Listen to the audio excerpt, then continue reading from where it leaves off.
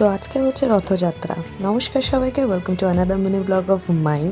তো এখানে আমাদের বাড়িতে রথ প্রিপেয়ার হয়ে গেছে, আর বাবাই এত সুন্দরভাবে ডেকোরেশনস করেছে। কাল থেকে বাবাই পুরো প্রিপেয়ার করছিল, ডেকোরেশনস করছিল। তো আজকে গিয়ে ফাইনালি কমপ্লিটেড।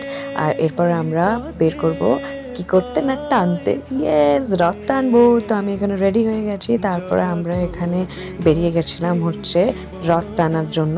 আর আমাদের পাড়াতে বাবাই যখন কোনো ইনিশিয়েটিভ নিয়ে কাজ করে, মানে বাবাই যদি কিছু একটা করে, কোনো কিছু বের করলো বা খাওয়া দাওয়ার কোনো প্রোগ্রাম করলো, সবাই চলে আসে। মানে সবাই এত ভালোবাসে যে তাড়াতাড়ি তাড়াতাড়ি সব ছুটে ছুটে চলে আসে।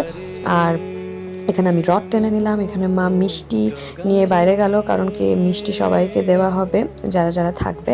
তো এখানে দেখো মিষ্টির সাথে অনেক দিন পর দেখা হলো। বুনু এসেছিলো টিউশন পড়ে, বৌদিয়া এসেছিলো, ত্রিয়ার সাথে দেখা হয়নি, ত্রিয়া টিউশন গেছিলো।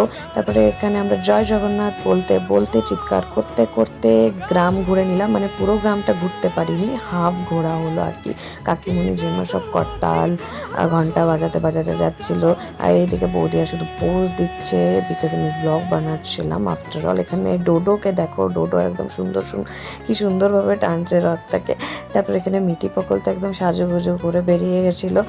তো তারপরে এখানে যারা মানে পাড়ার ছিল সবাই একবার করে রথ টেনে নিল, আর আমাদের খুব মজা হয়েছে। তারপরে আমরা যাচ্ছিলাম হচ্ছে রাধামাধব মন্দিরের কাছে। তো এটা হচ্ছে আমি বুবাই আজকে দুজনই টুইনিং সেম জামা পরেছিলাম। এটা হচ্ছে আমাদের রাধামাধব মন্দির। মা এখানে সবাইকে প্রসাদ দিয়ে দিল।